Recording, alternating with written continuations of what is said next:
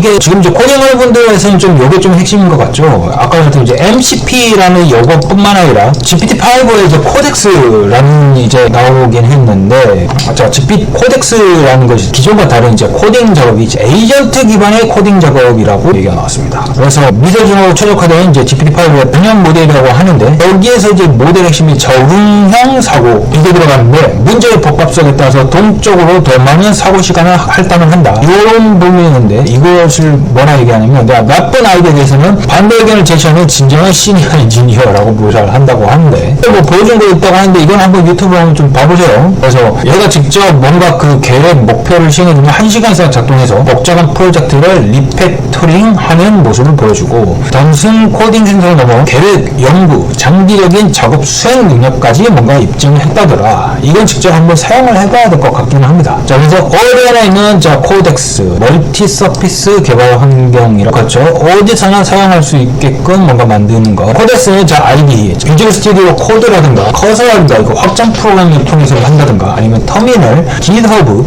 웹, 모바일 접근 등에서 클라우드 환경에서 모두 작동하도록 이제 뭔가 만들었다, 이런 얘기가 있죠. 슬랙 통합을 통해서 팀 내에서도 직접 코덱스에게 작업을 위임할 수, 시그마를 통해서도 뭔가 가능하다고 하는 것 같네요. 아니면은 크롬 데브 툴을 통해서도 다른 개발자 도구와 상호작용할 수 있도록, 그 다음에 또 이제 코덱스 SDK 출시를 했다고는 하는데, 흔히 말하면 이제 코덱스 에이전트라는 걸 통해서 자신의 커스텀 워크플로우를 직접 내장할 수 있게 뭔가 좀 만들었다더라. 그래서 예를 들어서 이제 무슨 이제 장애 자동 복구, 기능 플래그 자동 정리, 모바일 데모에 보여준 것처럼 실시간으로 스스로 업데이트하는 작업죠. 셀프 이발빙이라는 걸로 해서 어플리케이션 제작까지 다양한 가능성이 뭔가 열렸다. 이제는 진짜 이제 아이디어가 뭔가 중요해진 뭔가 이런 세상이 좀 계속적으로 좀 다가오지 않을까, 뭐 좀 그렇게 좀 보고 있네요. 자, 자가 개선 코드베이스, 자동화된 리뷰 및 수정, 이런 내용인데, AI가 생성하는 코드량의 증가에 따라 코드 리뷰가 그저 변명 형상을 떠올렸죠. 근데 GPT-5 코덱스로 구성되는 새로운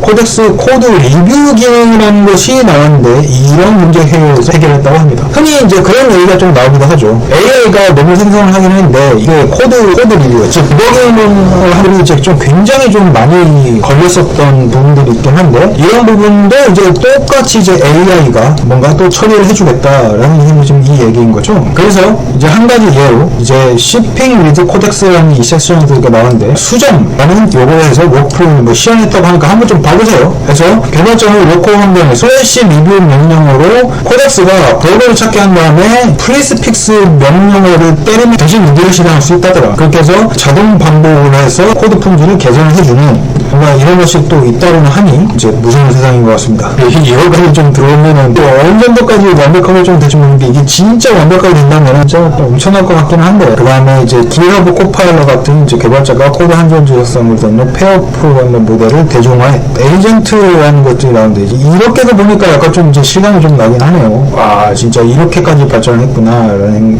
것이 있었긴 하니까. 그래서 오픈AI가, 근데 이제 오픈AI가 약간 좀 진짜 궁극적으로 얘기를 하는 거는 이제 자율적 팀원이라고 얘기는 하는 건데, 보통 한 1.5년에서 한 3년 정도까지는 걸릴 수 있을 것이라고 얘기는 하니까 지금 당장까지는 아닐 거예요. 근데 2025년도 이후부터는 이제 이게 완전 시작이다라고 해서 이제 요게 이제 디벨롭돼서 나간다고 하니까 조금 이제 볼 필요성이 있죠. 그래서 시스템 모니터링하고 수행할 작업을 수월해서 티켓 생성하고 뭐 이제 가져옵니다. 그 말 그대로 이제 그 AI 엔지니어가 이제 빈답을 하는 뭔가 이런 것들이 또 이제 있다고는 하니, 뭐 궁금하신 분들은 좀 더 이제 찾아보는 게 좀 더 좋지 않을까 싶습니다. 자, 플러그인을 넘어서서 이제 뭐 이제 MCP는 뭐 이미 좀 얘기를 많이 했었으니까, 이거 MCP에 모르시는 분들이 좀 있으실 것 같아서 좀 간단하게 좀 설명을 드리자면, AI 모델이 있습니다. 그리고 보통 이제 웹사이트에서 여기서 채팅을 쳐가지고 이제 보통 이런 걸 하죠. 근데 단순 AI 모델이라는 거는 여기 안에서 선택을 해서 보통 그 웹사이트 안에서 이렇게 처리를 하잖아요. 근데 이 MCP라는 걸 통해서 예를 들면은 자, AI 모델이 있습니다. 모델이라는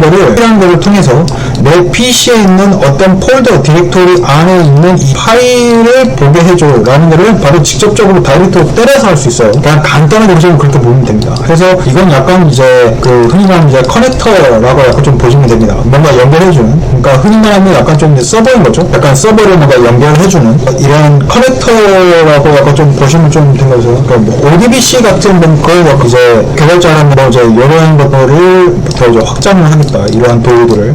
뭐 이렇게만 좀 보시면 될 것 같습니다. 개발자들이 자신의 앱을 수억 명의 GPT 사용자들에게 개발자 이거 참 고민이 많겠다. 고민이 많다. 개발자분들이 MCP라는 것까지 좀 나오긴 했으니까 코덱스가 와 피그마까지 되는 건지는 잘 모르겠네. 피그마를 제가 이게 디자인 툴이라면서요. 피그마가 디자인 툴이라고 얘기는 하는데 완전 사용해본 적은 좀 없어서 사용을 해봐야 될 것 같긴 합니다. 툴이 여러 가지죠. 자, 크롬 뭐 데브 툴은 뭐 많이 사용을 하니까 그건 뭐 내무도 하더라도 에이전트 빌리고 자, 에이전트가 이제 외부도 이제 표현적으로 상호적인 이제 보편적인 이제 프로토콜로 자리 매김하고 있다더라. 자, 이런 것들은 좀 보면 되겠다. 모델 비헤이비어 세션이라는 이제 요거 보자면은 자료한 것들 뭐 있긴 하니까 궁금하신 분들은 한번 그 유튜브를 통해서 한번 좀 보시면 좀 될 것 같고요. 오픈 AI 쪽에 가보시면 있습니다. 자, 정확성을 넘어서 자, 새로운 평가 시대라고 나왔습니다. 이버스 액션이라는 이 섹션이 나왔는데 포화 상태의 이러한 정통적인 학술 벤치마크나 실제 작업 기준을 성능 측정을 하는 뭐 이런 것들을 좀 얘기를 하는 것 같네요. 그러니까 뭐 지표인 것 같아요. 뭐 척도라고 얘기를 하니까 뭐 에이전트가 상호작용하는 환경에서 일반적으로 학습하는 능력을 테스트한다. 뭐 요 내용인 것 같아요. 자, 자가 개선 루프, 개발자를 위한 이버스 액션. 자, 요 내용이 있는데, 자, 오픈 AI가, 자, 개발자들이 자신의 에이전트를 안전한 이버스? 맞는 말인지 모르겠습니다. 영어로 제가 말하는 게. 근데 여기서 보면은, 핵심 기능으로 얘기해놨을 게, 자동 프롬프트 최적화라는 이 얘기가. 이게 아까 말했었던 이제 그건 것 같아요. 예를 들어 어떤 목표를 두고, 자, 뭔가 GPT 형식으로 예전에 나와서 좀 뜨겁다는 게 있죠. 이게 그냥 어떤 목표를 두면은 지가 알아서 이상하게 선으로 가버렸던 그런 이제 GPT라긴 했는데, 그러면 이게 실패에 따른 이 비용 자체가 엄청나게 커지는데 자동 프롬프트를 이제 최적화를 해주는 말 그대로 이제 실패를 줄여주는, 그러니까 에이전트 프롬프트를 자동으로 계산해서 반복 개발주보다 그쪽으로 단축시켜줍니다. 도구에 대한 강화학습 기반 미세 조정 뭐 이런 것들로 좀 나온 거거든.